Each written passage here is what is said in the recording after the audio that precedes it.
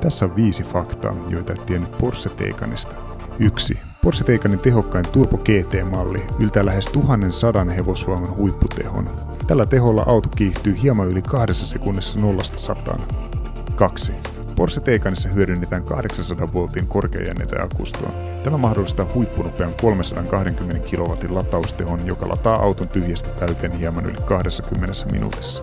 3. Kaksinopeuksinen vaihteisto. Toisin kuin monessa muussa sähköautossa, Taycanissa hyödynnetään 2-pykäläistä vaihteistoa voimasiirrossa.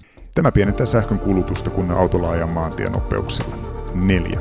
Adaptiivinen ja ohjelmoitava ilmajousitus. Sen lisäksi, että ilmajousitus tekee Taycanista hiljaisen auton, se säätyy automaattisesti ajo-olosuhteiden ja sijaintitietojen mukaan, varmistaen parhaan mahdollisen etenemiskyvyn ja ajettavuuden ympärivuotisessa käytössä. 5.